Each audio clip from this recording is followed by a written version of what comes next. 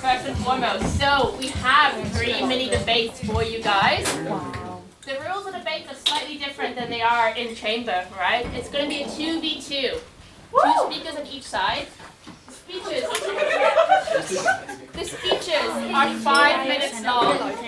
There is no protected time in the speech, so you can POI instantly, and swearing is allowed, so no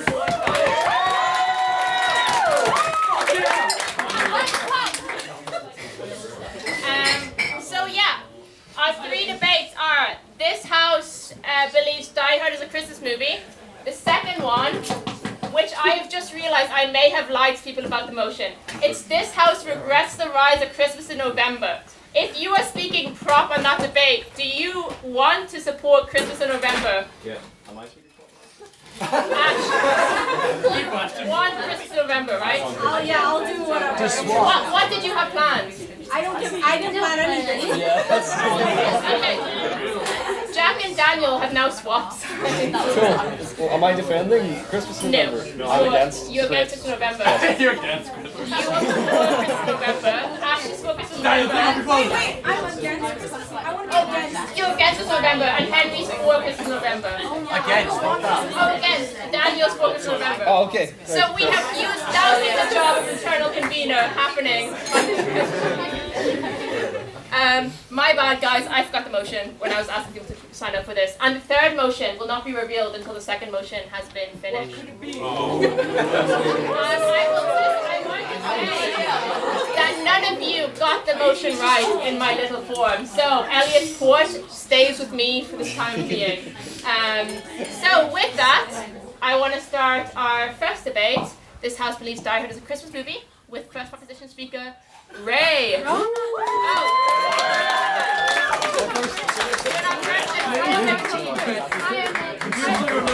I am a whip bitch. That's what I am. I was ready to do the same thing. Am I standing or? I think I probably should Do you want to stand like there? Maybe? Yeah. Are you recording this? Oh my god. I've got no line. Alright, let's decide! Sorry, we don't have seats. Oh, jump in. Yes. Let's decide. 5 minutes? Oh, 5 minutes. Yeah, let me start 5 minutes. 3 minutes. Let's do 3. Let's do 3 minutes. No, you can sit there. Alright, quiet! Okay, it's changed to 3 minutes due to protest.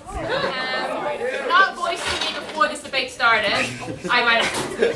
Sorry. Okay, we're going to call it all woke nonsense and speak for however long you want until people boo you off. We can do it here. Okay, start. Okay, Die Hard is a Christmas film. Firstly, the seasonality of Die Hard. Like, we watch Die Hard in Christmas. We don't watch Die Hard in July. Like, we don't drink mulled wine in July. That makes it a Christmas drink. On that point, I absolutely drink mulled wine in July. I feel that is not a common belief. Maybe it is. Disregard that point. I feel, me personally, I feel the same way seeing people watch Die Hard in July as I do seeing a Santa hat in spring. Secondly, thematically, Die Hard is at its heart thematically a Christmas movie. Reconnecting with family, going long distances, doing everything you can to be with your family. That encapsulates the Christmas spirit to me. You know? Die Hard, it's set in a Christmas office party. There's Christmas trees, people's wearing their Santa hat. The soundtrack, Winter Wonderland. Like, if it walks like a duck, it quacks like a duck, it is a duck. It is a Christmas movie. You know? And there's no... Thank you. I believe in you. Yes.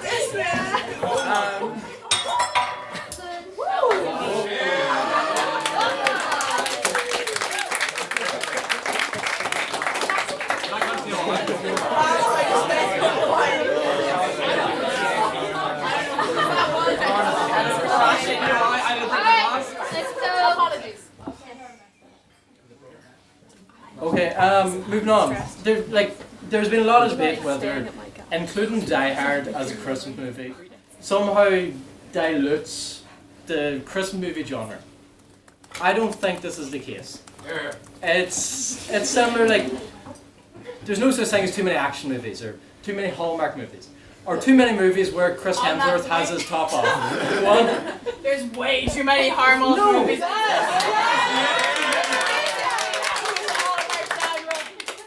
No, there's not too many Christmas movies. The abundance of this art form makes it beautiful. Okay. Like, I find that I run out of Christmas movies to watch by the end of January. There's not...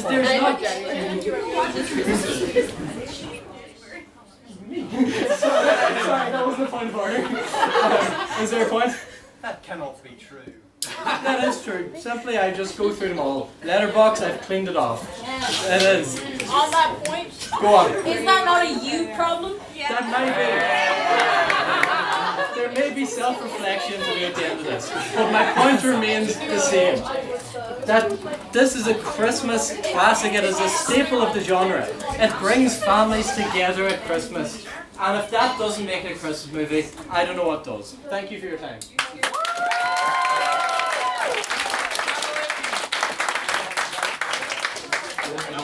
Thank you, Cormac, for that fine The next speaker will be proposing the motion is Luke Collins.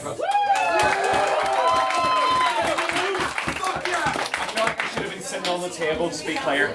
Right, can I just specify who said about who swearing's allowed here? Who decided that? Oh yeah, it's allowed. It's allowed. You decided that? I decided that, and I have full control.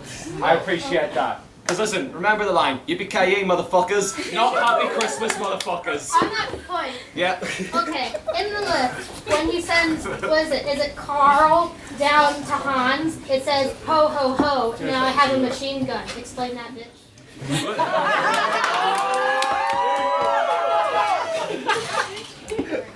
I think we should have an extra debate. This house would impeach the vice president.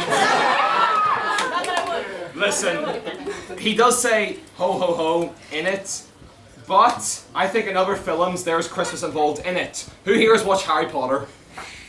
Shame on all of you. It's disgraceful. Disgraceful. Christmas is in every single one, and they probably say, ho ho ho, Santa's coming. But instead of Santa, not now, instead of Santa, it is a guy with no nose that's trying to kill a kid.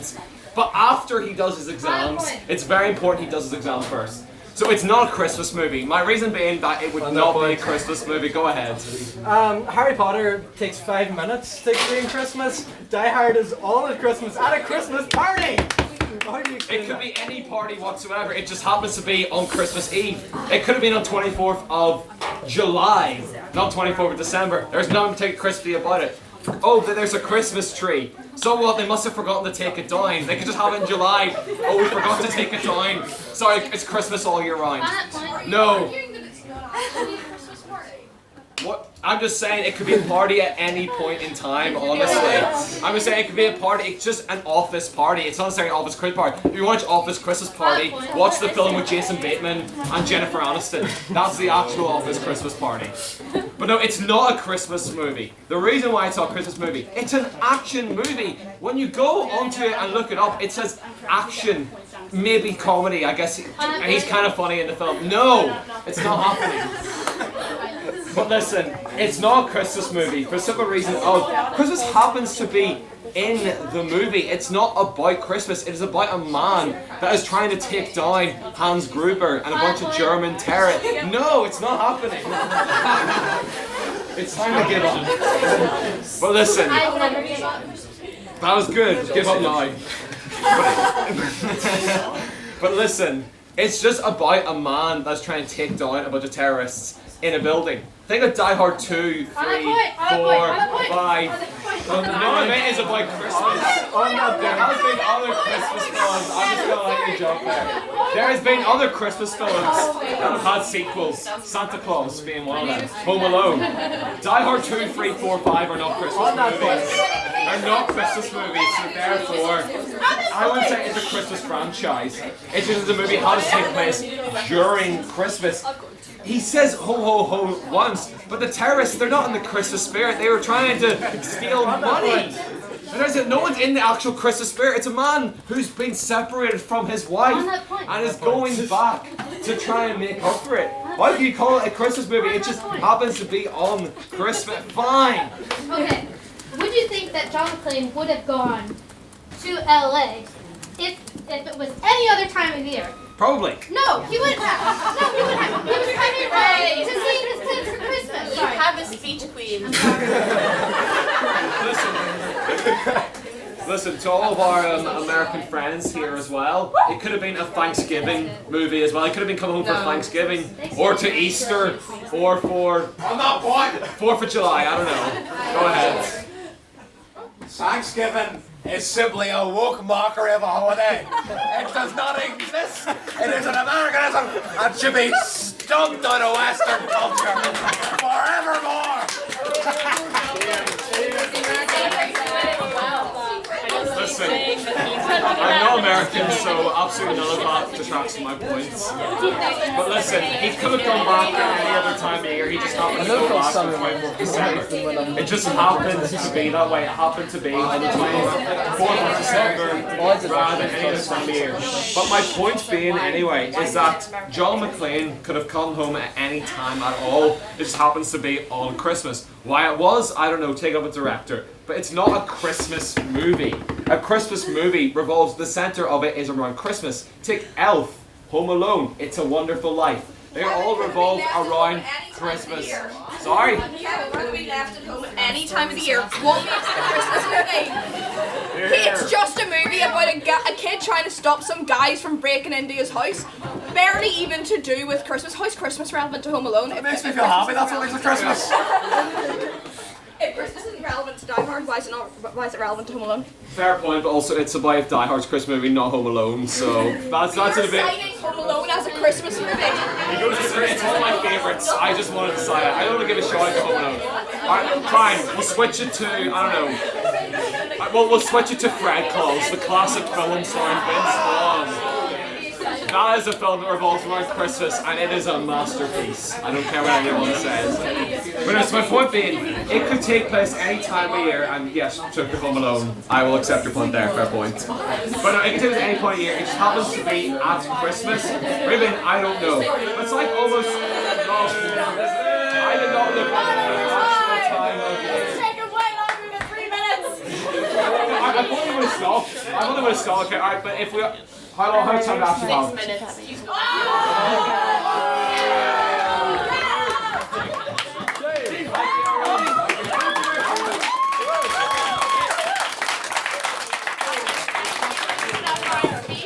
I'd just like to remind everybody.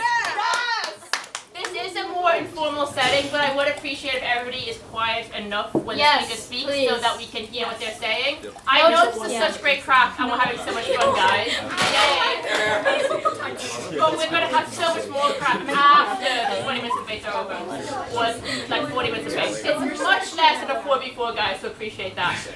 So, to have our second top speaker, Ray. Just to reiterate what Beth says, please do not chit-chat while I'm talking because I will not like it.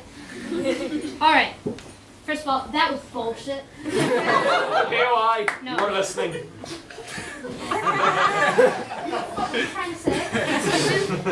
Alright, so many people do not know this, but Die Hard is actually based on a novel. Oh yes, it is. It's called Nothing Lasts Forever, which is set during Christmas Eve. And the author said he would have not set it anywhere else but Christmas Eve because it is a Christmas novel.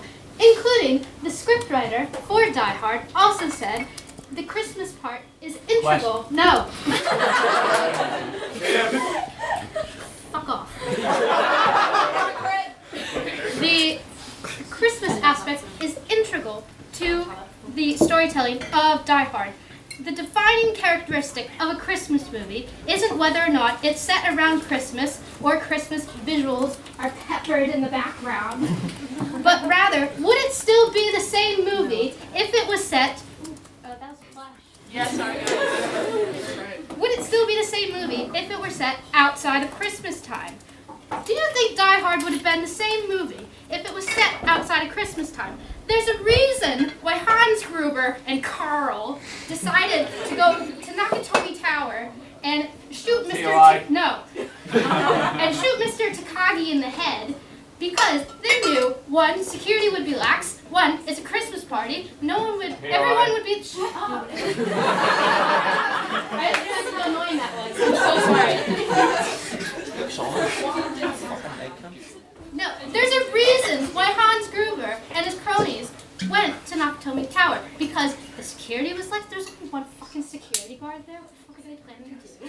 Like, actually, they knew Mr. Takagi was there, so they could get the access codes for the bank, which unfortunately Mr. Takagi didn't provide and then got killed.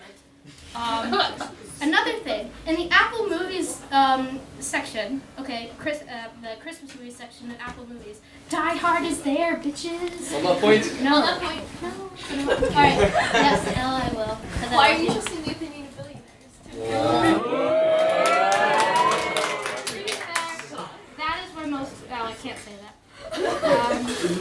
You can say it! Say it! That is how my papa makes his money. How I get my money. So that's kind of. Why are so many pictures on my phone? Sorry. I don't. No. What else was I gonna say? Okay, the soundtrack. First of all, when we first meet Argyle, what's playing in the car? Run DMC.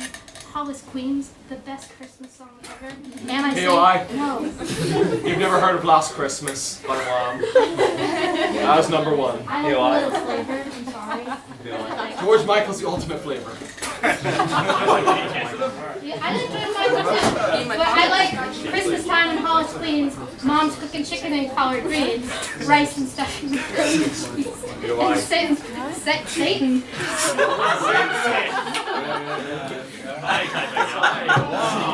What I'm saying is the Christmas point is integral to Die Hard. Point of It information. is. Go ahead.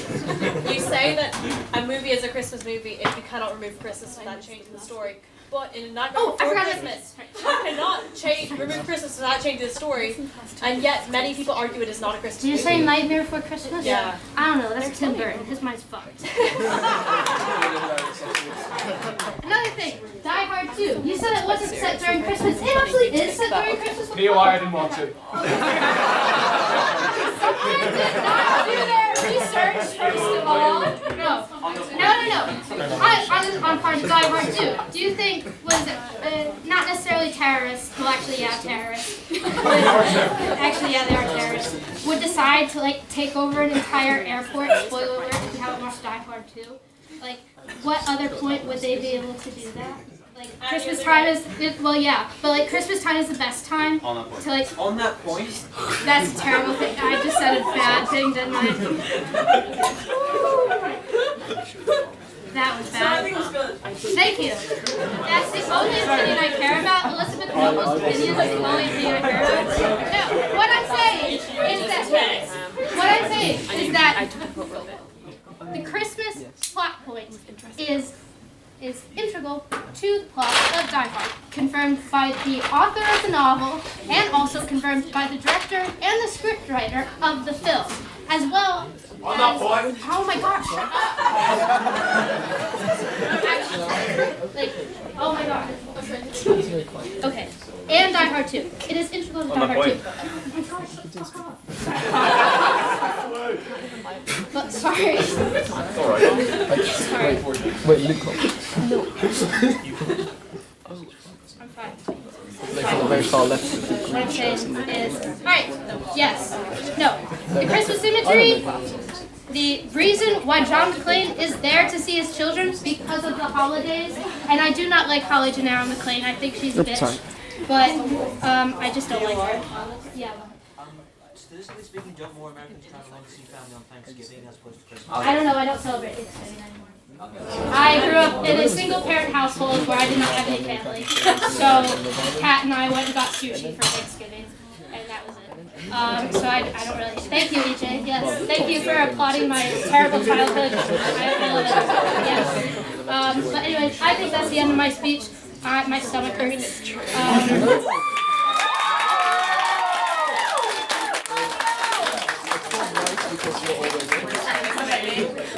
Thank you, Ray, so much for the fabulous speech. Now, we have our lovely internal convener, McMullin.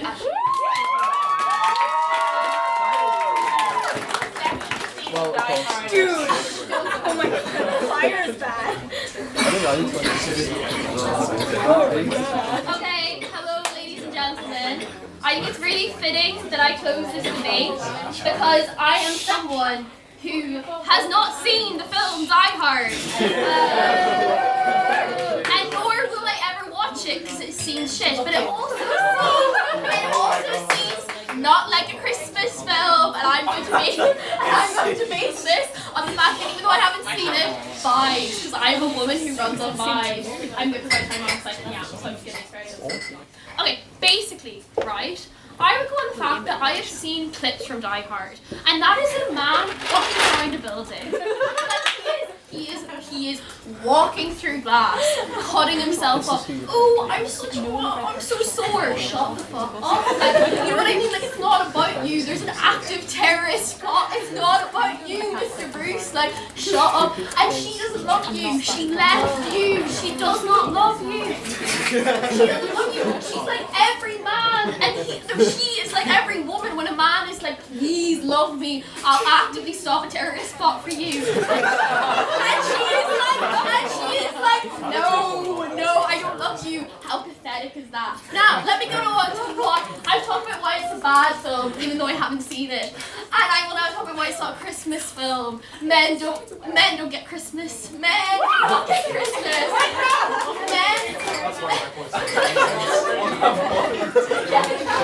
Jesus Christ.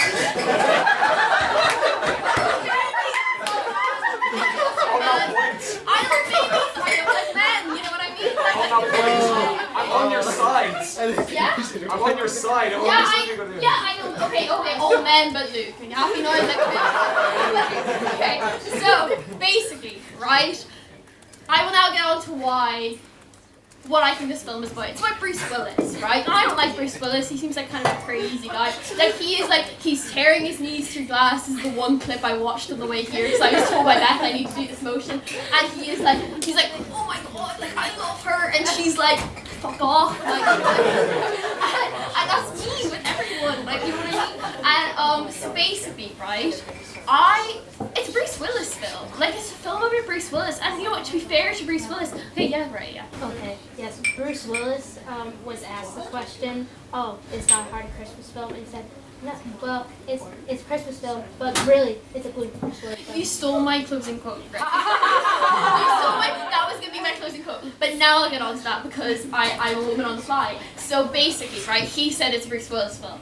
I agree, it is a Bruce Willis film. Because there's nothing about, no, give me a second. There's nothing about Christmas. There's nothing about Christmas. It is this man hauling himself up a building, right? He is like, yes. What about everything about Christmas in the film? A party. And this is a Christmas party. It's fucking the 25th of November. Like, guys, is this a Christmas film? Is this a Christmas film? I don't think so. Yeah? Okay, it's a Christmas party. Everyone be quiet, please. Guys, oh my gosh. Everyone, the Christmas party takes place, correct me if I'm wrong, it's like a week till Christmas, like, that's a Christmas film.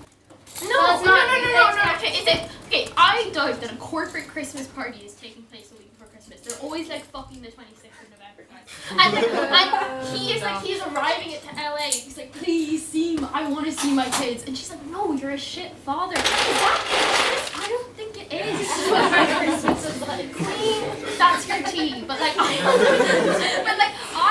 I don't think that's what Christmas should be. Christmas should be about love. Christmas should be about Luke and the only other man who enjoys Christmas is Santa. It should be about Santa. It should also be about Jesus Christ. Christmas isn't about Die Hard. not about terrorist plots, even though Alan Rickman in the clip that I watched is really fucking sexy.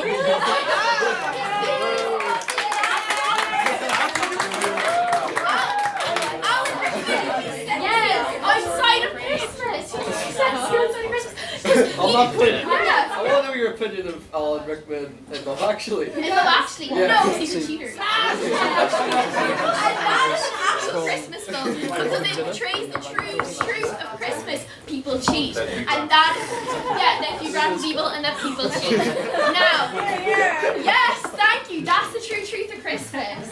As my parents said, Santa doesn't want milk, he wants a glass of wine. And I will now continue my glass of wine and conclude that even though I really didn't talk about Die Hard that much because I didn't watch it, Die Hard is not a Christmas film.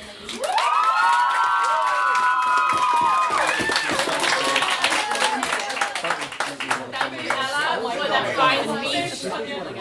Now she knows a fraction of the pain I feel when she makes me speak for 7 minutes to prepare debate. Anyway, so in the spirit of this being a debate, we're going to have a vote on speakability. This may only happen for this one debate if it doesn't work out well. But, as Ella said, we run on vibes. We run on vibes. We run on vibes. So, if you thought the proposition spoke better, raise your hands now. Okay.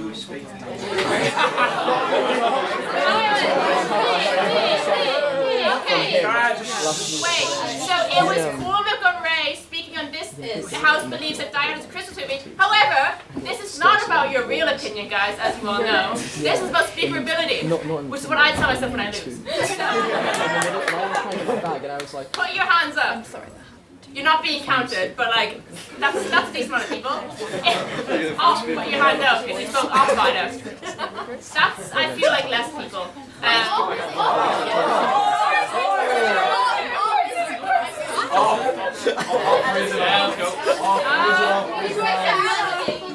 I'm biased, so I'm saying that's more people.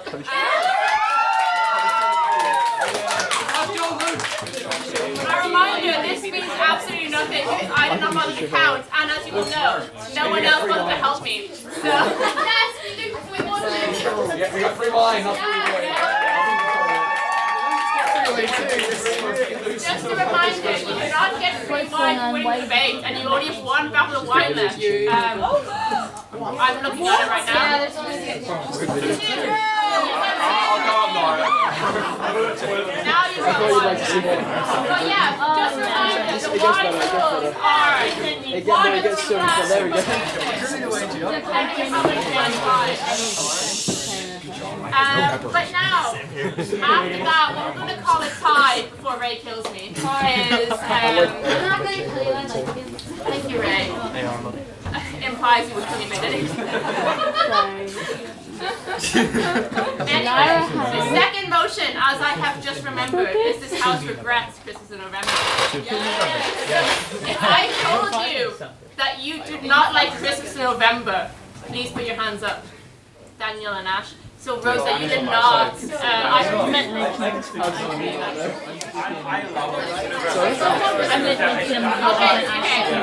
I have.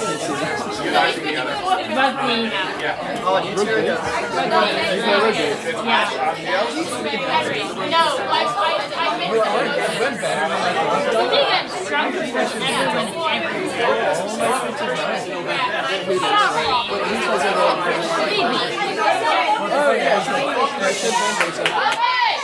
shut it!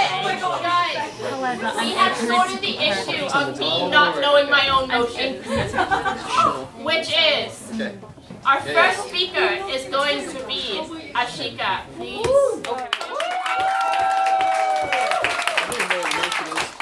I have not eaten a single thing today, and I've only drank alcohol, so I will put the drunk in drunk debate today. Alright, yeah, fuck off. Hell yeah. Okay, basically, I'm a Halloween girly. I freaking love October 31st. Okay, like when October 31st rolls around, like I have an entire Instagram reel dedicated, like highlight reel dedicated to all my Halloween like shenanigans, and it pains me when I walk. You know, when I walk down the street and I see Christmas fucking decorations in October, this is undemocratic. This is truly the worst thing that I've ever seen in my life. I've experienced actual racism in this country. I've not been that offended. Like, genuinely. I'm like, what the fuck, Mariah Carey, shut the fuck up right now. It's not your time. I don't want to hear, no, fuck that. No, absolutely not. I hate it. So why do I hate Christmas in November? Not only does it ruin the vibes of Halloween, which is such an integral holiday, like the pagan shit is so good. I love spooky vibes, 10 out of 10. But then it's like, I also love Christmas.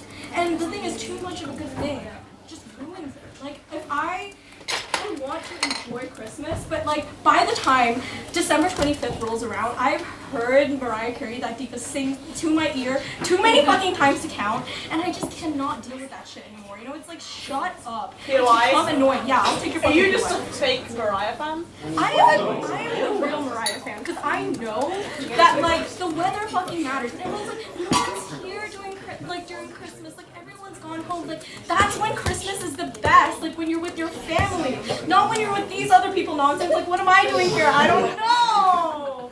So yeah, like, anyway, it just ruins Halloween. What else am I gonna fucking say? Let me check my phone. Hold on, give me a second. Ruins Halloween, which is like, I think, one of the best holidays. Also, like, it makes Christmas less special because you're celebrating it for way too fucking long, like 2 months, like 2 fucking months, like that's way too long. Like, I think, I'm so grateful for Jesus or whatever. Thank you for like that person. But like, that's way too fucking long. Like, no. He was born on Christmas and died. Well, yeah, whatever. Yeah, but like, no, my historicity of the resurrection. I'm trying to help you. Okay, yeah, thank you. Facts, yeah. No, but it's like, I'm like really grateful for the holiday. I love Christmas, but I just think like too much of a good thing is like bad. You know, like too much of alcohol, it's bad. Don't give a yeah, whatever. Okay.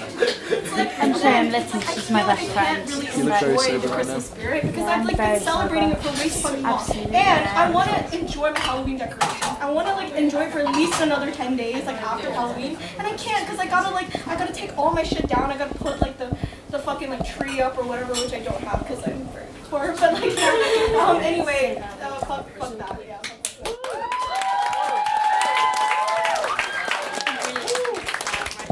Thank you, Ash, for that fabulous speech. And now to talk about why Christmas is so good in November, Mr. Christmas himself, Daniel Devenney.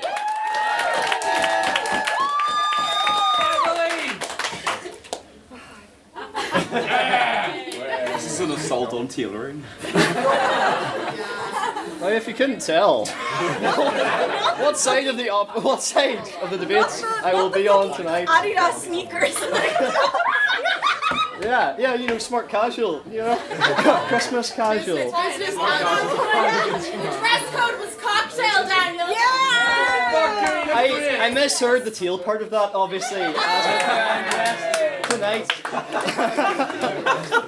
but no, so I'd like to start tonight. Can everyone raise their hands? Yes, everybody raise their hands. For what? 1, 2, 3. Sorry, force of habit. Everyone raise their hands. Right? I'd like you to put your hands down if you've listened to or sang a Christmas song this month. Okay. Some people still have their hands up. I appreciate that. I would like you to put your hands down if you went out on student Christmas Day and were completely hungover during the Godkin debate. I don't appreciate it targeted. It wasn't even targeted, but you've outed yourself. And then finally, I'd like you to put your hands down if you have attended a Christmas party on the 25th of November. 26th.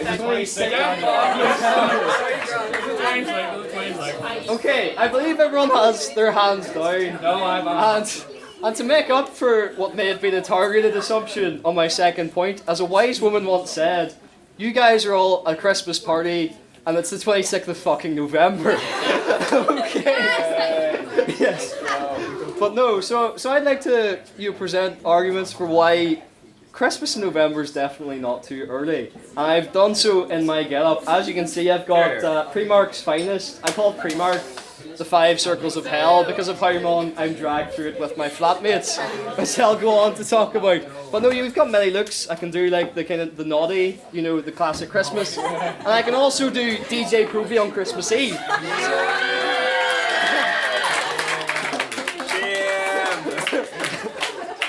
Yes, so I'd like to talk to you about a Christmas tale. It was the night of the 1st of November, and all through the house, not a creature was stirring, not even a mouse. And the girls were getting ready. They were doing their hair, and they were making my dinner with quite a lot of care. Because as we all know, I am not the greatest cook. Although to be fair, I did take that treat off because I live in the smallest room. I'm practically living in a box. But anyway, it is true. Ray knows because she knows a worrying amount about the layout of my house, including my shower. But anyway, no. So I'd like to talk about my flatmates because I feel like they're the three perspectives on Christmas. They're not even here to defend themselves. I know, they're not even here to defend themselves, Jack. So the first perspective on Christmas is Bethany. Bethany loves Christmas. Once we were through the door on the 1st of November, it was no question, the decorations were getting up straight away on the fairy lights, okay? The second perspective is Rachel. Rachel's very nonchalant, one of the most nonchalant. In fact, we even compare Bethany and Rachel to Glinda and Elphaba because of how their personalities are, yes? Yes, they I think, are. do you not agree? I agree. Yes, thank you. But Rachel just kind of goes along with it, she doesn't really mind. And then the third person who we refer to as the Grinch, and she wouldn't mind me saying this, is the beloved Chloe Cotton. And while we were putting up the Christmas decorations, she was rolling her eyes saying, "It is way too early." However, I think this is why I don't regret the rise of Christmas, because whatever those three perspectives, you can't argue that strong emotions are being channeled there. I think deep down, Ash and Henry, that you guys love the rise of Christmas because you love to slag it off, and that's part of the fun of Christmas. You don't all have to enjoy Christmas to enjoy the rise of Christmas. Yes, Ash? Yeah, how can you know what I fucking feel? What do you... How fucking assume that, bitch? How do you feel? No, I don't. Oh, so you don't regret the rise of Christmas? No, I love slagging it off, but Yeah. but that doesn't mean that the rise is good. Seems more like a Okay, conversation. well I would disagree. Yeah, no, let's have a conversation. Sorry. But yeah, so those three perspectives symbolise the rise of Christmas, but also some of you tonight will have been at a praise before a Christmas party. And I was trying to come up with a thing to like characterise the month of November, and I was thinking pubs, right? So just to show you guys what I mean, right? Point. Yeah? Pubs characterise every month of the year, not just November. Yes, and that's what I'm going to go on. That's a very good point, Luke. And that's something I'm going to go on to talk about. Just thinking, what pub kind of resembles each month of the year? So January, and this is very precise, and I'll get on to November soon, but January is Limelight. Because in the first week of January, it's like your first year in Limelight. You know, you're very excited. Question. You're still going off the buzz of Christmas. What? There's no Okay, yes, thank you. But yes, so the first week of January, I very much compare to when you're in first year in Limelight. You're really excited. You're coming off the buzz of Christmas. You're buzzing to be there. Then the second week of January is like when you're in second year at Limelight. You know, you're not really supposed to be there. It is kind of a freshers' fest, but you know, you'll just stand there anyway, and you know, you don't look too much out of place. And then the third week of January is like when you're a third year in Limelight. You're definitely not supposed to be there. People are looking at you. You're surrounded by first years. You feel like a freshers' shark. You definitely feel out of place. And so too do many people feel out of place in January. You know, after Christmas, after the buzz of Christmas. Then February to me is very much like the bot because you know you've got the bot, you've got Wing It right beside it. Yeah? Are we going to go through all the ones? Not all the months, right? Don't worry. Don't worry. These are just a few. How long have you been talking? These are just a few examples, right? Get a time check. It's 6 minutes of gone. I'm impressed. But then bear with me here, guys. Bear with me because I'm getting somewhere with this, right? February to me is very much like the bot because with the bot you've got Wing It, which is the foods, you've got the football on the big screen, and it's completely empty. And that reminds me of my Valentine's Day, and that's why I believe that the bot reminds me. Or lack thereof. Exactly. And then, you know, March and April come around, it's around Easter and St. Vale's Day, I think of like Lavery's and Kelly's, you know, it's getting a bit warmer, you want to go outside, you want to share pints. Guys, It's good everyone crack. just be quiet. Over summer you go back home, and I feel like everyone has those three pubs. One of the pubs back where I'm from is called the Depot, and no, even though I'm from Ballykelly, it's not an actual bus depot, though someone did believe that before. But it's one of those pubs you go to, like, and the bouncers let underage people in. So once you're of age, you leave straight away. Okay, Yes. right, so between his spec knowledge on fucking Limelight and now he knows where the underage kids get. Check his hard drive! Check his hard drive! Well, believe it or not, I used to be an underage myself. But anyway, yes. And I feel like many people relate to this. So you're not in Belfast anymore. You go home, and you've got the pub where no one over the age of 18, no one of legal drinking age goes. Then you've got another pub which is like 18-year-olds who've literally just got their ID. You go in, you can't hear yourself speak, music's blasting. You can't outgrow that. From my age anyway. I'm 22, by the way. I know I'm a non. And then the final pub is like the old people's pub. So you find your uncle there, you find like old teachers there. It's a bit weird, but that's those 3 months, okay? And then we get on to October is great. You can go anywhere in October. Thank you, Daniel. Yes, thank you.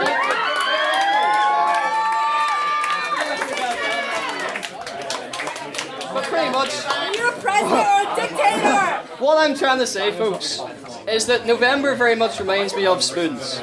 Because people love to slag it off. And you might go to Spoons, and no one stays at Spoons. We all go to Spoons for an afters, don't we? But Spoons is still very much a part of the celebration. And just like we're at House tonight and going to Kremlin, and that's still part of our Christmas celebration, and Spoons is still part of the Kremlin celebration, I think November is a part of the Christmas celebration, and I'd implore you to not regret its rise. Thank you very much. What was the longest speech you did ever fit this year? What was it? The Ringland maneuver. Thank you to Daddy Devenney for also breaking the longest speech, 8.5 minutes long. Well, what can we construe as words? Yes. Bring along. Now welcome Henry O'Riordan, who's going to give a calm speech about Christmas November and will not call anybody a pedophile.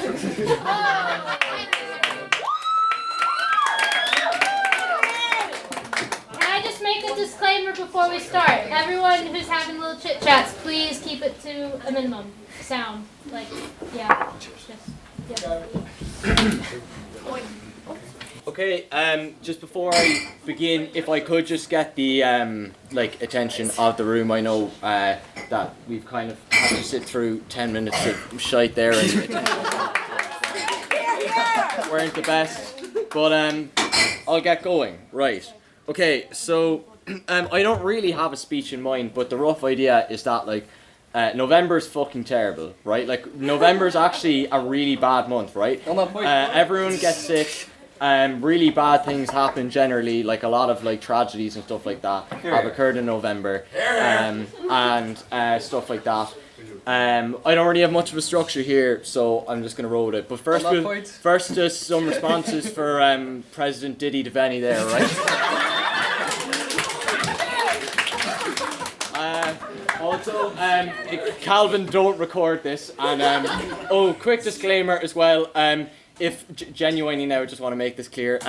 If you know, I'm gonna take the piss out of November here. If you are like someone who's been okay, well, like if you are someone, I am fully in favor of like fundraising for men's mental health and men in general. I like it's a joke.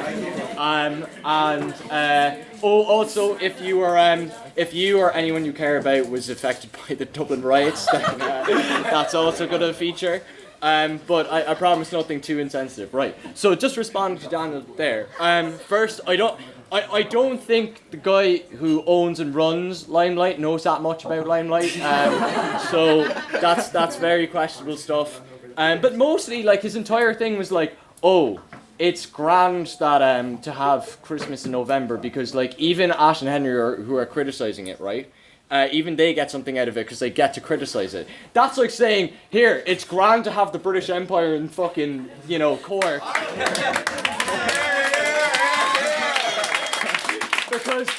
because the Irish get to criticize it. Like, what the fuck are you talking about? That's what I've been saying for years. Right. Okay. So that takes out the kind of tapped argument that he has. Right. Okay. But coming back to it. Right. So November is really, really bad. Right. We all get sick in November, and I'm going to talk about two horrible things. that have happened in November. So last year we saw the Dublin riots, which saw Ireland's capital, brought to its very knees by some really horrible people and really horrible things. Also last year, literific November debates were a pile of dog shit, right? So these are the two tragedies that I'm going to talk about. On that point, so not this year. Right. So this year, because of our wonderful internal convener, you might think, that debating in November is good and that it's active and that it gets an active average of like 70 people turning out. But last year in November, no one gave a fuck, right? It was an absolute shit show. So I'm going to run on several kind of case studies here. So firstly, the first debate that our wonderful guest this evening, Ella's flatmates, attended was really, really boring. Yeah, right? I can speak. So much so that whenever Ella X2, Ella Wilson, is asked about attending debate, she laments about the fact that she voted 3 times because it was so boring that no one even checked, right? You had debates that were, so uninteresting and so bland that, they make Baker sound funny, right? And you had motions that were so inept of any real thinking or any real coherence that they make Jack Steele's political philosophies sound smart, right? And then of course we had the Dublin riots. And look, I get it, it might be unfair to compare the Dublin riots to last year's term card because at least people turned up to the fucking moving on to the second reason why it's really bad to associate Christmas with November, right? Okay, please don't quote me on any of this, right? So there's a trend in in November where basically people fundraise, and what they do is okay, I'm going to need 3 case studies here. So if I could ask Daniel, Devenney, Baker, and Jack to make themselves known to the room, if that's a simple... Right. Okay. Look. Right, okay. So these Jack Palmerites here, right, these tote bag merchants, right, have co-opted the cause. Because look, I believe in men's mental health advocacy and things like that. But you don't need fucking pubes on your face to fundraise for that, right? Okay, I'm sorry. I am so sorry. But like, okay, let's say I'm like a massive asshole, right? And I walk in to, and I'm like, oh, fuck men's mental health, fuck like charity, fuck prostate cancer awareness and things like that, right? And I really don't care about those things. How, in the name of God, does that or that convince me to donate, right? Okay? Right? Like, I'm sorry now, but, like, holy shit, yeah, go on. Are you not just jealous that you can't grow fish?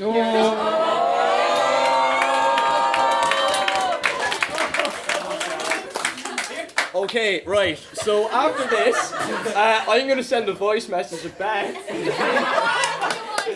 into the literific chamber room just because that pissed me off. Yeah. Considering I made this exact same argument to you at Lavery's, that you're now a performative man using my argument against everyone else. Okay, firstly, yeah, I concede that, and you know what, I most of my arguments are stolen from Ella McMullin anyway.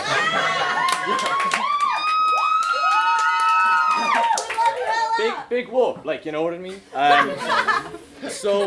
Anyway, to continue, if we're associating Christmas with things like that, I don't want to be hearing, Christmas bells and Christmas time and things like that, and, seeing the chopped trifecta with that, it's very, very fucking difficult for me to care about Christmas in November when it's coming up against all of these evil things. Can I take some POIs, because I feel like I haven't engaged in Okay, whoa, holy ladies, please, one at a time. Okay. We would go to we'll go to Elliot first. What does Elliot have to say? For those of us with families in foreign countries, were Christmas not in November or Foreign say, countries? Yeah.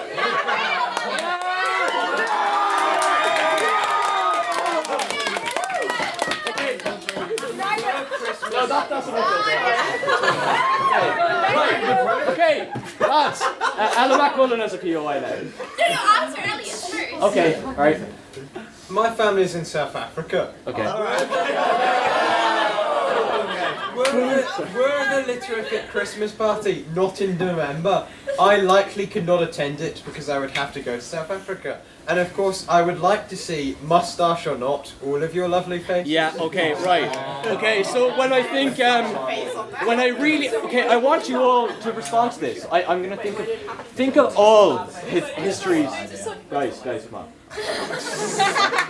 Okay, think of all of history's global tragedies, you know? Think of famine, think of war, think of all the things happening. And now among such tragedies, do you rank Elliot not being here? Because I don't, right? Right. JK, we love Elliot. We love Elliot. Yeah. Okay, in the face of certain adversity, considering that most of us have assignments right now, you have chosen to attend the Christmas dinner instead of prioritise your thesis. You in the context Okay. Prioritise Christmas. Easy response here, chat, okay? Right. I would compromise any of my values, any of my positions, if it meant backing Beth and the wonderful work that she's done for the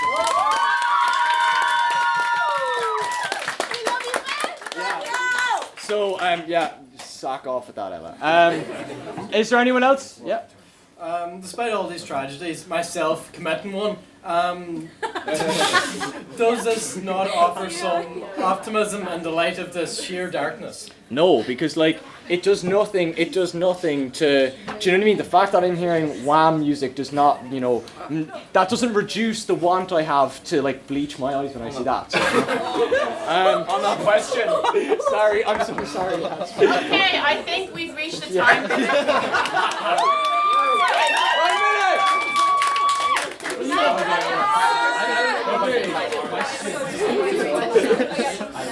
Thank you to Henry for speaking a full minute longer than Daniel. Guys, purely because I forgot to record him, he is our favourite, performer feminist in the society. I don't really know what the different riots have to do with anything. I was there, guys. Yup, the dogs, like. But not the riots, guys. Those were bad. The city was in flames. They were very bad. But it was Thanksgiving, so that's a fun time. But anyway, now to finish off this debate and to get back on the track, because Henry was waffling for 9.5 minutes, I just got to record him, is our favourite Jack Steele. Your turn is fast. I believe in you, Jack. I tell him to try. I believe you. You alright? Okay. Colleagues, thank you very much for being here.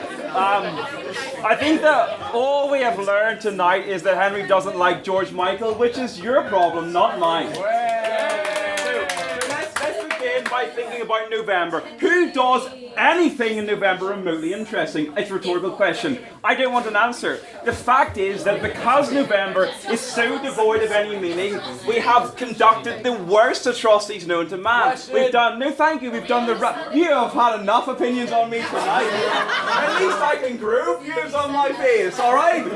We have had through November, we've had the Russian Revolution, we've had the fall of Constantinople, the crowning of Napoleon, the Suez Crisis, tragedies of history on a Shakespearean level is Elizabeth Noble. That's all it is, a Shakespearean tragedy. When people have nothing to look at in November, they become incredibly bored. They commit the Russian Revolution by mistake or the fall of Constantinople. So let's look beyond that point. Let's see what is past November, or rather, let's see what could be in November if we were to have. No, thank you. I note your excitement, Mr. Reardon. I doesn't mean I'm going to take your point. Let's know. I will get to both of you in a moment. I promise. I will give way in but a moment. So if we look at November, Let's think about the historical basis of this. At one point, Henry, Advent used to be 40 days, so that the peasants at the sign of the church bell could get sloshed for 40 days. That's all that meant. The church bells signified the exact moment at which peasants could get sloshed. Sorry, Henry, go ahead. Oh, okay, grand. So you're a big Christian, big Jesus man. And, like, surely it's just to quote a good friend of mine. Surely it's fairly rose emoji to see your great holiday be ravaged and put side by side by how mid fucking November is. I think I don't really care about that, but I will get to it eventually. I will take Owen's point and then I'll go back to my speech. Owen. On your point about Constantinople, isn't it not a tragedy? Isn't it? Didn't those men fight and die with valor? Showing the true duty of Roman spirit. Do you know?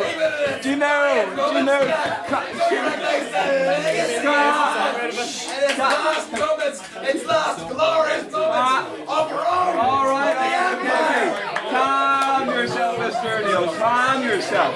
I never thought that I would agree with someone wearing a tie with Brussels sprouts, but here I am, agreeing on the fall of Constantinople. On that point... No thank you, Mr. Dickey, no thank you. The fact is, who here likes Henry VIII? Probably no one. Do any of you guys like Henry VIII? On that point! Yeah.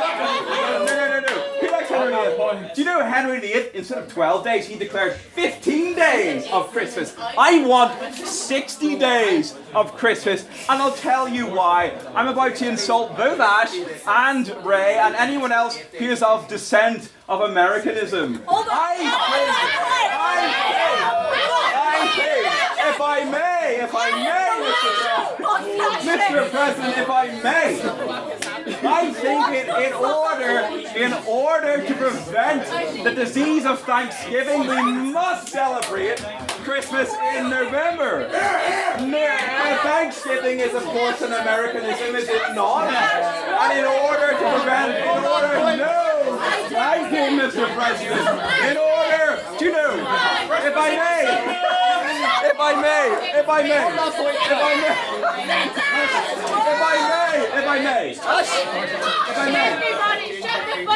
if I may, I will sit down when America collapses. If I may, in 1620, the Pilgrims sailed away, far away from us, but they couldn't keep their commercialist hands away from our sacred celebration of Christmas. They couldn't keep their hands off George Michael. They couldn't keep their hands off the Marks and Spencer's Christmas tree. Everything is commercialized. I do not want, even for a moment longer than already exists, an Americanism in our society. Bar Ash and Ray. I will let Ash give. Isn't the reason why Christmas is so prevalent in November is because of capitalism, and I'm not from America. I'm from Malaysia, you motherfucker.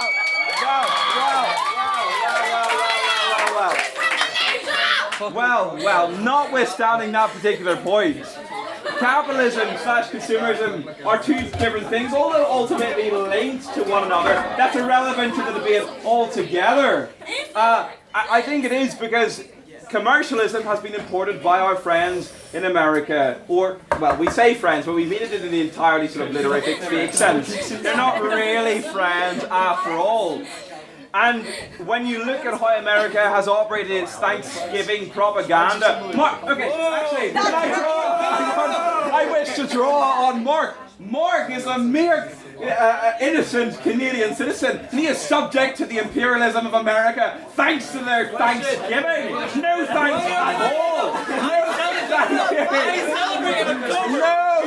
Yeah, you can have your Thanksgiving in October. Ash, if I may add, I love the original Halloween, the original Texas Chainsaw Massacre, original The Thing. They're my favorite movies. The Shining is my second favorite movie of all time. I love Halloween. But what I don't like is the idea of November being absent. If we have nothing to celebrate or commemorate in November, people like Owen and Elliot will recreate the Russian Revolution and the fall of Constantinople.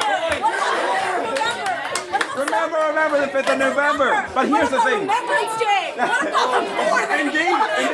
Let me bring this home to a slightly more, less emotive point, perhaps, I dare say. Let's bring home to the Marks and Spencer's Christmas range. No. Everyone here likes the Marks and Spencer's Christmas range. I know some of you might say, what a despicable imperialist arm's length body that is. But if I brought you, the brie pot, you'd take it, wouldn't you, Owen? Wouldn't you? If I brought you warm brie, wouldn't you take it? We work there, fuck's sake. Oh, we got 2 employees. What is better? Duns is better. We're not gonna have any lies told in this video. But Guys, shut up! the fact is, I absolutely adore the M&S Christmas range, but I'm on a particularly unfortunate diet, which means I can't eat any of it. But I love looking at it. So for those of you who can eat it, it must be like heaven. And that is the when you boil this down and you distill it, it does come down to George Michael and Marks and Spencer. It does come down to whether you wish to sit in November and consider the fall of Constantinople, or you'd rather just listen to Band-Aids. It's Christmas time, which Daniel kindly relayed to us. Most people instinctively would rather celebrate Christmas. Actually, the bar staff told me they love Christmas and they're not going to serve anyone any alcohol who told me they don't like Christmas. And may I also add, wherever Henry might be, he did not just attack me, but he attacked this gentleman here, who has a perfectly respectable mustache and a very honourable one. And I will not tolerate any distortion of our host's reputation at all. No, thank you. Swiss cheese. Sit down, Mr. Reardon. Sit down. Oh, you will. Oh, okay, I'll give way. Okay, right. Oh, so you're finished. I will be honest. For a generation, we're subject to oppression and imperialism. And when I look at that, I feel it all over again. Right, I will wrap up very quickly. I'm aware I'm over time. We love to hear Henry's voice. We just don't like to listen to anything he says. But we like it's like, kind of dull music that goes through our ears. But we love him nonetheless. As much as a mustache he cannot grow. May I add, this is 17 months I've been growing this. 17 months! I started Ben at the start of the 2024 election and I said I would keep it going from then. But you've not got one, so you clearly didn't start. But look, I can't grow any more than this. This is the apotheosis of what I can produce. I'm aware I'm overtly over time. So I will finish up by saying just this. Next week I will go to London and I will go to Fordham and Mason and I'll go to Harrods and all those wonderful places and I will be utterly imbibed by their Christmas range. But ultimately, Thien / absent Thien. That is American commercialism. What we really want through November is George Michael and the Marks and Spencer's Christmas range to avoid the fall of Constantinople. And I rest my case to the House.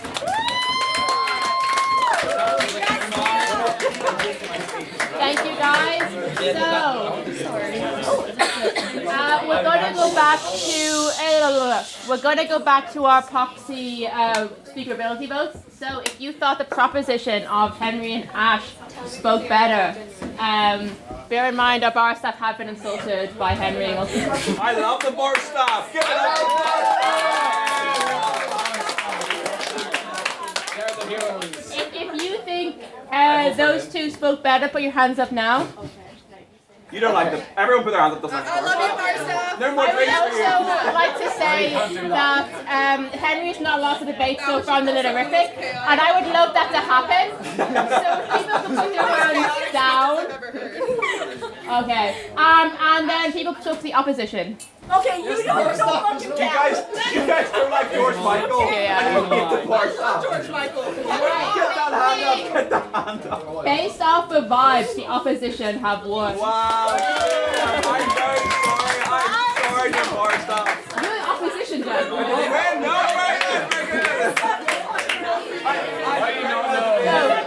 Very well We do not regret Christmas.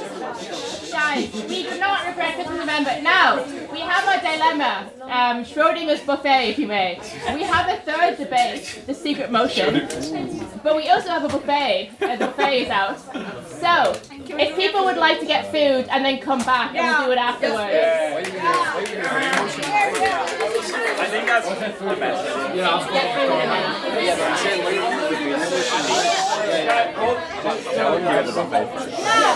So, before you do the buffet, we'll just reveal the motion, right? And inspired by Henry, well not inspired by Henry, because I've had this written for ages. There's an info slide, i.e. anybody who knows British parliamentary debates will know what an info slide is. Okay, The Santa Claus is a 1994 movie about an ordinary man who accidentally causes Santa to fall from his roof to his death on Christmas Eve. He finds a card in Santa's pocket which reads, "If something should happen to me, put on my suit, the reindeer will know what to do." This means that upon the death of the previous occupant, whoever wears the suit assumes the identity of Santa Claus and the responsibilities that go with it, i.e. the Santa Claus. So, the third motion reveal. This house, as a character in the Santa Claus, would kill Santa. Oh my god! Who thought that up? That's a good motion. I've never seen this motion, so I'm excited. Thank you so much. Yes, I killed him. Let me see what Nice! Thank you so much! Everybody! Thank you so much. I hope you enjoyed the dinner. I appreciate it was all very samey, because unfortunately they let me choose a menu, and I'm a recovering picky eater, so I chose the pickiest food. That being said, we had a bit of a tab double, so if you spend £22 on a drink or did not pay for your drink, so then Comfort and rum, something or other, double rum, make sure to pay that. I will hunt you down, I will find you if you make us pay £22. What? Amazing threat. Exactly. You know what I mean? And you will suddenly owe us £50 if I'm being hassled by you. So make sure to settle that tab. We are a cheap society at the end of the day. We do not have that kind of money if Henry would not send us on to those competitions. Anyway, we're going to have our third and final motion, and then afterwards it's a little bit temptier, and then after Kremers for anyone who feels like it. It is not as evil on a Wednesday as it is on other days, as far as I remember. So, the evil men will not be as concentrated. Fingers crossed. Anyway, sorry. On to the motion. I've had some people asking questions about it. So to clear up on this house would kill Santa. If anybody's ever seen the Santa Claus movie, right? Once Santa, if Santa dies and you take the card out of his thing, you assume the role of Santa and all his responsibilities. Now I didn't remember this movie when I made this motion up, so I thought he just fully killed Santa intentionally. So we're going to go work on the premise that you are intentionally killing Santa to get his job and all the responsibilities that comes with it, i.e. delivering presents. And if anybody's watched the movie, there are physical changes you undergo to look like Santa. You get like a big beard. And you get fat in a woke way.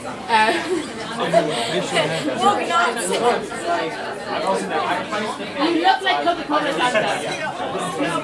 Is the context. So that is for anybody who has not watched the Santa Claus recently, i.e. me, or anybody who's just fully not watched Santa because you do not have any Christmas joy in your life. Watch the Santa Claus after this.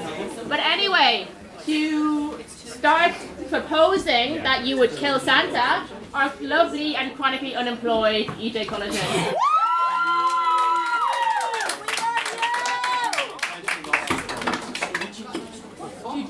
Oh, jeez.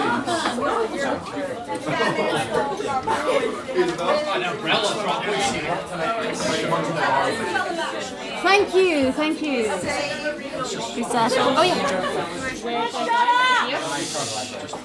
You're okay. 'Tis I, the chronically unemployed and also anal bitch who actually wrote the speech.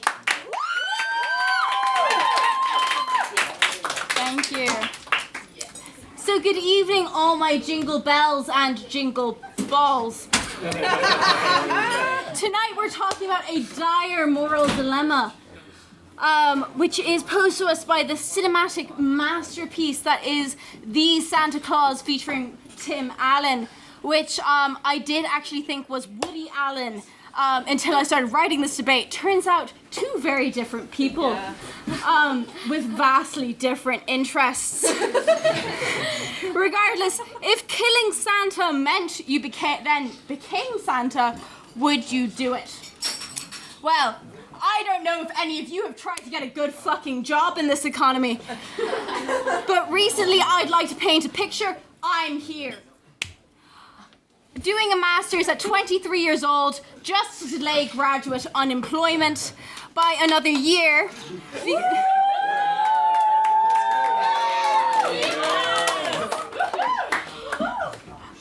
Just because I was told that if you graduated from a decent university with good grades and you managed to also speak 3 languages and keep up your social hobbies and social skills, you would manage to land a big old 40k 9-to-5, which I absolutely didn't. Yes, after several awards for public speaking, good grades, and a 2-1, I was not able to manage a receptionist position, which, because I would have then been on, pardon me, because when I should have been on the grind, gaining industry experience, building my portfolio, and networking discussions, gaining necessary experience, I was apparently just too busy being fucking 4 years old. I have grinded myself to the bone because I was told if I did well in my leaving cert, which I did, and if I went to a decent university and got good grades, check and check. POI? No, thank you. You went to Galway, Queen. Girl. Whoa. You're already in your own country, girl. Third. There's others, but we won't go there because we don't want to stay in Dublin, did we? Whoa. Real though. Period. But as I've grinded myself to the bone, told that I would do my leaving cert, get a good university, good grades, and while keeping up with all of the hobbies and skills, and then be provided the privilege of entering the rat race at 40k and 9-to-5, I simply did not. Here I am. So if you think I'd fucking blink if I were able to just take out the big guy Thien and suddenly be the CEO of what ought to be the biggest mass production line in the fucking world, think a fucking again. I am taking advantage of the fact I'm able to swear. Yay. With benefits that... Period. Yay. Not to mention a job that includes benefits that are not limited to, as I did write down, housing in a cutesy grotto, relocation to Scandinavia, in expressions Lapland, Finland, depending on your beliefs. If it's not Scandinavia, then I don't know what gulag they send the sick children from Late Choice Show to. But as we know from everyone who keeps fucking bringing it up in litterific debates, Scandinavia is apparently the happiest place in the fucking world.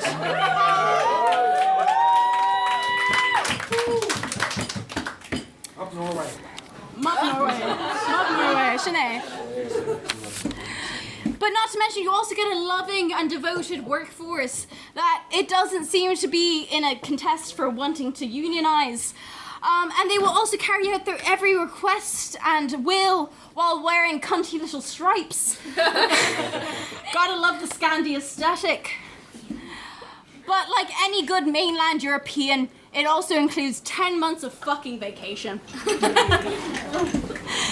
But if that doesn't sweeten the deal enough, it seems as part of the deal, you also happen to get a big bitty baddie for a wife as Mrs. Claus. Who has nothing, no thank you, 1 second. Who also has nothing to do all day but bake you wonderful cookies until you're fucking rotund. Yes, Ray? Okay, what are your opinions on Bernard? Who? Yeah, Bernard. The dog? No, the elf. Sorry. I don't know Bernard personally. Bernard, is that some... If it's not the Saint Bernard the dog, and if it's not Bernays the steak sauce, I wouldn't know him personally. All I know with regards to Bernard, nothing at all, but I do get a Mrs. Claus who's a big bitty baddie. Yes, Lee? If you're going to become Santa Claus, will you free the slaves or keep them? Keep them? I'm going to clarify. Are we sure it's slaves or if they're just a delusional kind of ordeal that's really into making choice? I mean, the elves aren't really paid, so... I'm sorry, no response. But if that's being said, as we said, love a little Scandi, little elf ordeal in a stripe. But with Mrs. Claus and all the incredible big bittiness of that advantage, and also the baking of stuff, are you kidding me? That Santa motherfucker would be hung by the chimney with care. If I got to hang Santa and simply assume his job, honestly, that should be the precedence for all jobs in this fucking world. I actually think this should be the standard procedure. Because if you Maggie T fucks in privatizing sectors works wonders for creating competition and encouraging quality work. Wait until you consider the fact that you could be killed if someone thinks you're not doing a good enough job. This could only be a good thing, making people work like their life depends on it, because it does. And killing them off when they're being unsatisfactory would ensure the quality of people filling these roles. Luigi Mangione had the right fucking idea. The way then the world worked, then that sexy beast would be the United Healthcare CEO. And sad bastards trying to connect with you on LinkedIn at the bar instead of actually getting your fucking number would be shunned from society instead of having to do whatever it is they do in LinkedIn networking meetings or Deloitte, that dark deep factory of a cell. That being said, that is not the way the world currently works. So if you happen to be after this event, you do need to accept my connection invitation on LinkedIn. Do I have any POIs? I understand we're not very attentive. Sure, Daniel. So if you became Santa Claus, like, what direction would you take, like the red suit? Like, would you make it your own? Would I make the red suit my own? Yeah. Like a slutty ordeal? Like, little red lingerie with a fur on the top? No, I wouldn't change necessarily the suit, although it is a bit frumpy. I would maybe lit into a cat suit ordeal, maybe with a fur down the side, as you will see me this evening. But that being said, if killing Santa meant I become Santa, with a job market like this, I'd kill the ho-ho-ho.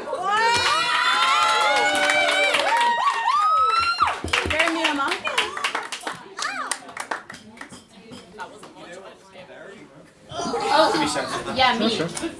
Yeah, you. Sorry, bye. Love that speech, EJ. I can relate as someone who has not applied for jobs, but has thought about it. I've been told when I saw this do so. So, to oppose this motion, we love a bit of Santa and we do not want to kill him. I'm just giving you my one of you, Maeve. You're singing now.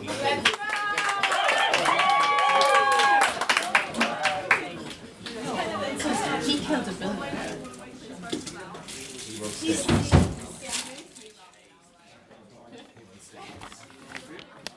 Okay, I fear I'm one too many siders in to do this, but you know what? It's fine. We're here. Okay, I did only watch this movie today while I was getting ready. You know, we had an hour 40 to get ready. The movie's an hour 40. We watched it in that time. You know, look at us go. Can I just say, the reindeers in it, absolutely fucking terrifying. Like, I get it, it was 30 years ago, but why do the reindeers look like that? No, they are way too scary for that. They're going to haunt my nightmares, I fear. So to begin with, is Ob arguing that it is okay to murder? Because, hello, last I checked, I don't think it is. Like, yeah, sure, it's been done for centuries, like kings, queens, whatever. But can you imagine one of us turning around to fucking Devenney going, yeah, so by the way, we want your job, so we're just gonna... Yeah, like, is that okay with you? Like, yeah? Yeah. Don't get any ideas. Don't get any ideas. If that's how it works, then you catch me outside. I fear that is not morally a good standpoint, EJ, but you know what, sure, like, go talk to the police about that. following that, like, it's kind of a naff job.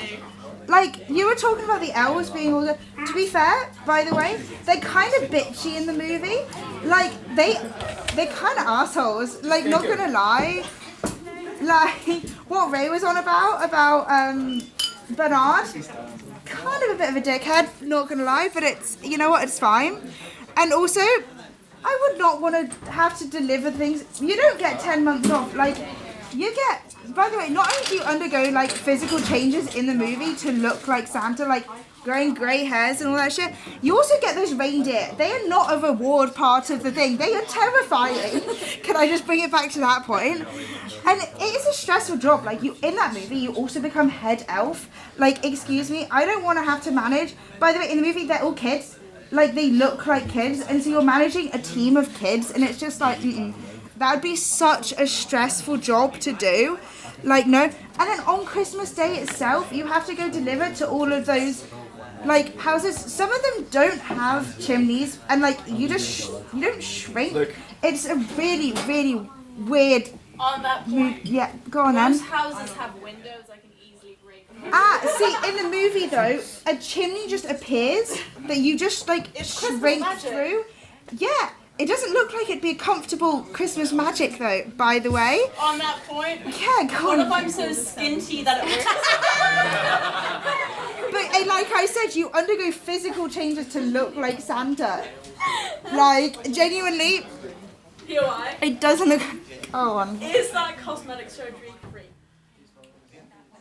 Yeah, I don't know if it's desirable cosmetic surgery, but you know what, sure. Technically, yes. So, I mean... I guess, benefit to you guys.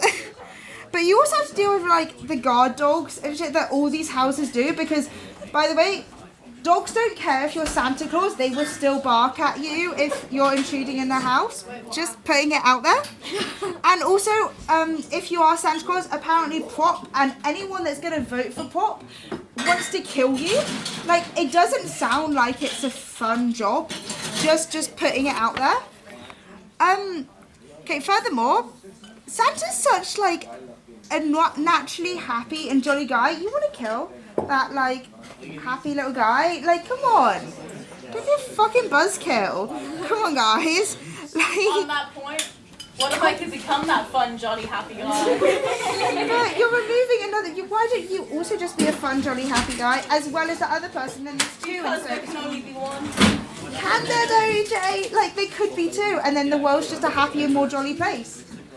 Like, come on, think about it. Unemployed people can't be happy.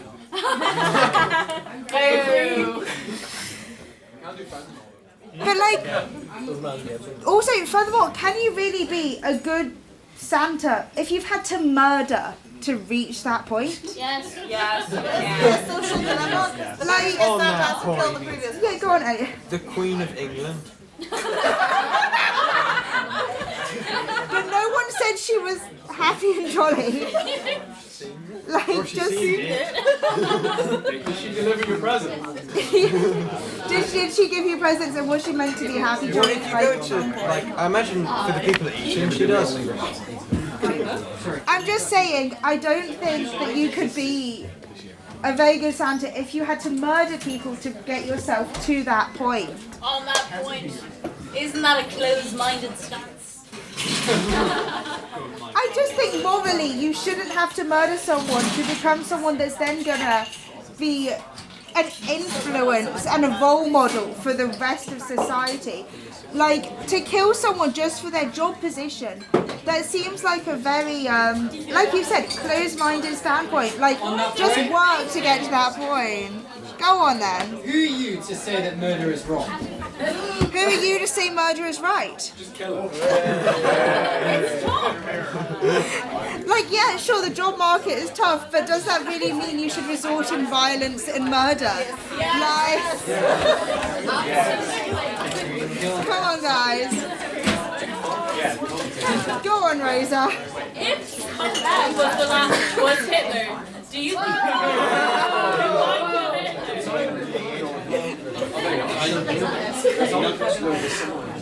No one's saying that he's Hitler. And are we actually going to go back to this point again? Sure, maybe, I guess, but like also at the same time, maybe he would then change because in the movie you go through physical changes. Who says you don't go through those mental changes as well? So maybe if Hitler had killed Santa in the movie, maybe he wouldn't have been such a bad person because he would have been too busy delivering all the toys to all the kids because that was his job instead of being some fucking dick. The POI, what if someone else like bad became like Jack Frost in the third Santa Claus? Oh! Like I said, I only had 1 hour 40, so I only managed to watch the first Santa Claus, but you know what? I can go away and do my research and come back to you with the answer to that question later on. Any more POIs before I finish off? Or... What if it was Stalin? I fear my last point would still stand, that they'd be too busy delivering all the presents to be able to do whatever stupid, bad shit that they were doing. To do it. I wonder. Yeah, but like Christmas is only one fucking day a year. But in the movie, he is also head elf and he has to like fucking deal with all the do elements. anything. He just drinks hot cocoa all the fucking time. That sounds like a good job, honestly. Yeah, he's too busy drinking hot cocoa to do stupid, evil shit. Okay, listen. I'm just gonna wrap up with saying murder's bad, guys. Let's just not do it. Like, I don't think that we should be murdering people just for their jobs. Especially when the fucking terrifying reindeer are part of the reward. You don't want those reindeer. If you haven't seen what the reindeer look like, okay, I get it. It was 30 years ago, but those reindeer, they are not part of what you want to get. Okay, you know what? Just let's not kill Santa Claus just for his job. Thank you.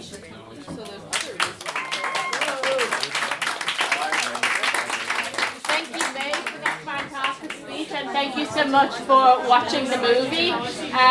No one else did that for me, so I really appreciate that. Dedication to your craft. Now, our second proposition speaker is someone who also has not seen this movie, I believe, but Marc.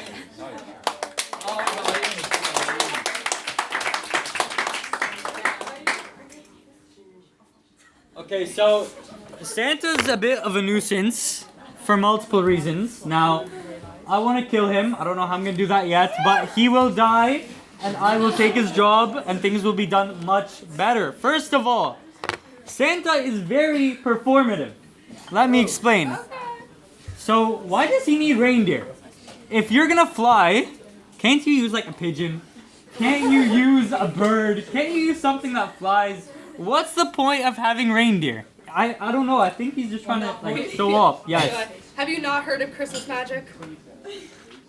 Look. Christmas magic is a waste of resources. In my opinion, I would be a much more environmentally conservative. Yes. In the movie, he uses magic. Look. I have not seen the movie. I do not care. I do not care for the movie. I am making this up. No, I reject that. Now, next. Why the chimney? Like, why the chimney? I heard that messes up that just messes something up. Can't you take the door? Would you not rather your guest coming in through the door? Yes. The door's locked. The chimney's on the door and the roof is locked. The chimney's locked. There's the go down. And there's magic. And no, we rejected Christmas magic. I think Santa just wants to show off, waste resources, use Christmas magic when he could just much simply take the door. On that, yes. If I hear like large footsteps coming through my door, would you? Oh no! Would you rather a guy go through your chimney? Oh, that's my landlord. No. Who goes through your chimney though? Who's going through your chimney? Who do you expect to come down? No. You're with your family enjoying Christmas, talking about Jesus holding hands, and you some fat guy drop through your chimney. On that point, yes. What if someone else kills Santa before you for breaking and entering? What if someone kills Santa before I do? No, I'm the best at what I do. I'm very. No one gets to Santa before I do. I have my ways. Now I have a younger brother, and every year around this time I have to say goodbye because he doesn't choose to. Santa recruits him. Santa takes him out of he goes through the chimney, he kidnaps my midget brother, takes him to the North Pole, and I don't see him for the next 3 months. Now, not only is that an issue, but that's actually not the issue. I'm fine with the brother leaving. The issue is, why is it just the midgets? Why is it just them? Why can't we include both the taller people leaving and the short people? We should be diverse. Why are the elves all tiny? Yes. So do you just want to like enslave more people then? No! Look. If I enslave more people, that's more presents. And not only that, but it would be much more diverse. It's not about the number of people, it is about the diversity of my elves. Yes. Okay, on that point, Bernard, the head elf, Yo, is a look. normal-sized person, and he's also Jewish. Yeah, so, like, if you watch the movie. Yeah. Source material. Look. It is Bernard is the exception, not the rule. Now, you had something to say. So you're basically saying you'll have DEI elves? What is DEI? Something Trump said, I don't know. Look, if Trump said it, then it's like a 50-50. He could be right, he could be wrong. Maybe right. Now, another thing. This is an obvious one. So, you're at home, you're with your kids, you're holding hands, you're eating cookies, then some fat guy A goes down the chimney, doesn't go through the door, he goes down the chimney, and then he proceeds to take your cookies. Is that not outrageous? Like, I like my cookies, I like my food. He breaks in, he takes my cookies, he takes my milk, he takes my younger brother, and enslaves him back home. Like, are we not seeing a pattern here? This guy's not as nice. Yes. Where are you getting this Santa steals children narrative? I saw it last week. He came in, I heard him go through the chimney, he stormed at my brother, and I saw him take him away, and it happens every year. Now, no. On that point, yes. Do they go to Limelight to do this? Wait, on that point, yes. Was it Baker Noble? Sorry. Okay, and my final point. Now, no one's even considered this. Why does Santa always have little children on his lap?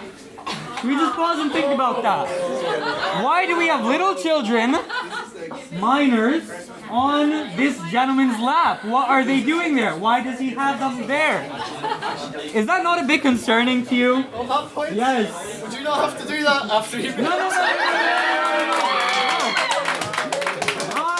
The only person on my lap is Mrs. Claus. Okay? The only person. Yeah, and like, look. Yes. Oh, okay. Yeah, so for the 2 months of the year, he has little children on his lap. At least we see that. Well, who knows what he's doing the other 10 months? What island is he going to? Right? And who? So, look. The changes that I would make are... We would have diverse slaves, not just the little ones. We would do things that are, like, I'm not trying to brag. I would take a car, I would go through the door, I wouldn't take anyone's cookies, and I will only have Mrs. Claus on my lap, no little children. Thank you.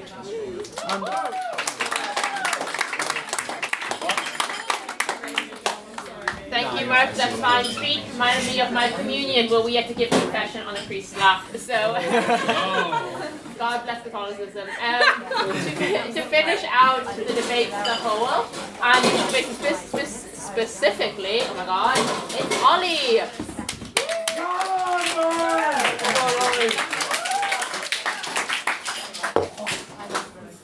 What an honour it is to speak tonight on a motion that I wrote about Santa Claus 1985 instead of 1994, so I watched the wrong movie. But I'm going to go on the basis that Santa is a universal character. He's one of joy, one of whimsy, one of Christmas spirit, something that the proposition clearly opposed. Why would you want to kill a man who saves orphans in this movie? He saves an orphan, he brings him up in his sled, he gives him the time of his life. The proposition tonight, you are against orphans, you hate orphans. You also are a misogynist who would disrespect Mrs. Claus.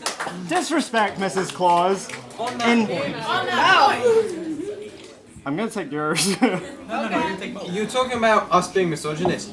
I didn't say you, I said him. Because Santa... You disrespected Mrs. Claus. For children... When did I Christmas presents. Repeat your. I didn't hear that. You over talk about again. us being misogynist. Isn't Santa a classist because he makes sure that poorer children get proportionally cheaper presents?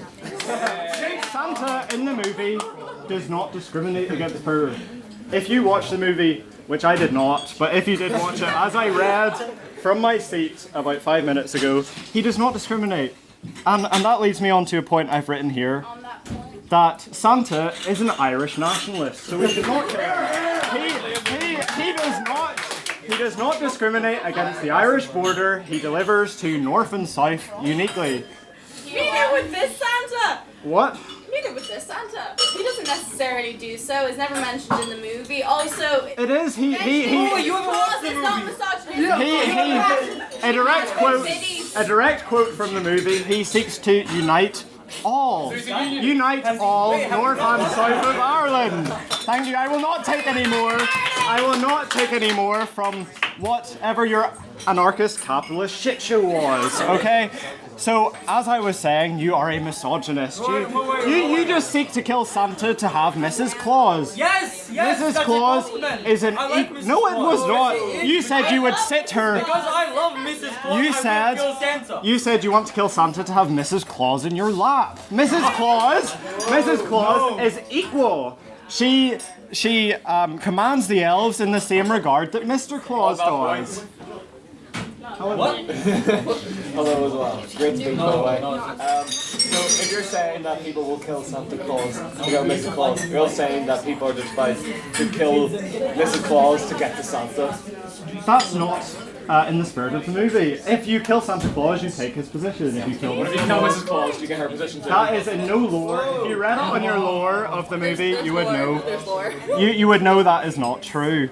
And we talked about the healthcare CEO being murdered. I think EJ did, yes. But the last time I checked, the healthcare CEO is not Luigi Mangione. But it should be. It should be, and he should also be my husband. But alas, I'm going to go to one of Ray's points of order.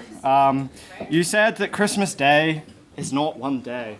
Again, if you read the lore of the movie, it's extended to as long as Santa Claus needs to deliver all of the presents. I don't understand anything. That's okay.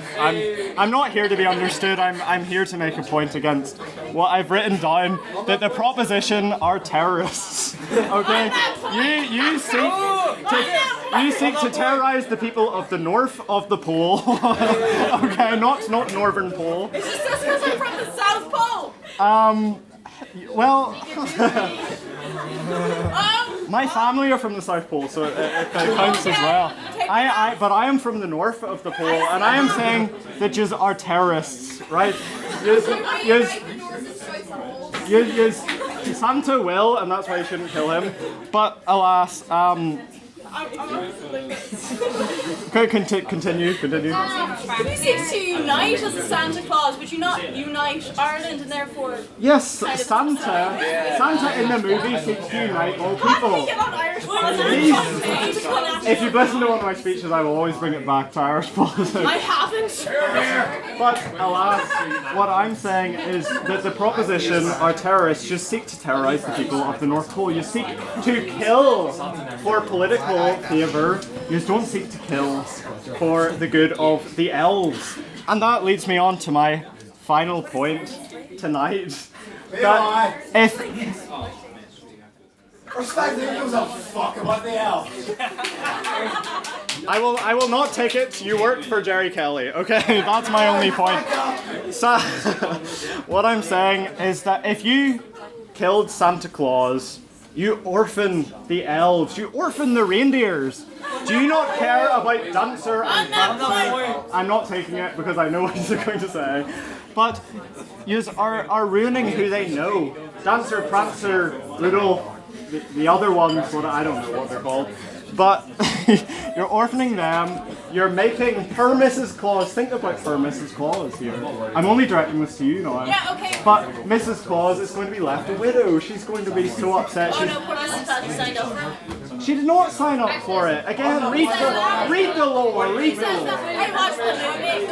watched the movie. I watched the movie. So whenever Santa Claus dies, Mrs. Claus dies as well. Santa Claus has to. So you're wanting to kill Mrs. Claus now? And Santa Claus? You're wanting to kill a woman of power? Right, you. Were you saying something? I realised my point was deeply problematic, so I will not be making it. No, you make your point. I know. I will be abstaining, as you know. I didn't know you were an alliance politician as well.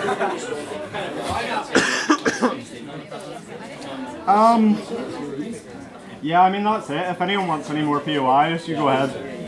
Is it transphobic to deny people the right to transition into Well, Santa Claus in the movie delivers all gifts, and I believe that transitioning as a transgender individual is a gift.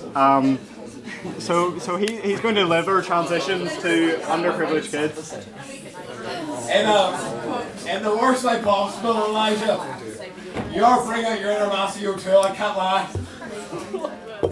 At least, I don't know how to respond to that. That's nothing to do with Santa Claus. Though I think he would make a fantastic Santa Claus with the Maybe beard. we'll have the leader of the opposition in the assembly now. Wait, thank you so much. Do not kill Santa. Thank you so much, everybody, for what has been 3 fantastic debates. I guess we're going to do the vote thing again. So everybody who thought proposition spoke better, hands up. I'll be biased. Okay, anybody who thought off spoke better. What's that table? Oh, and that one. It's a draw. Sorry, prop one.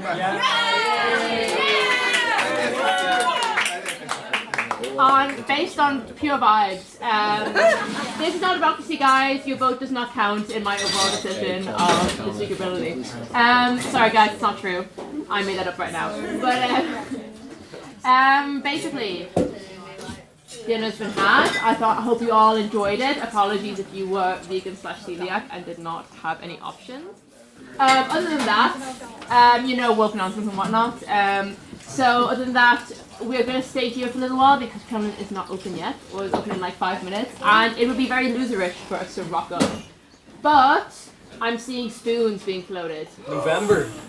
And it's a November spoons kind of thing. So if you have Because it's so depressing. So if people want to finish their drinks and head on, they may do so. If people want to stay here and drink, they may do so, and we can all meet up somewhere. Thank you.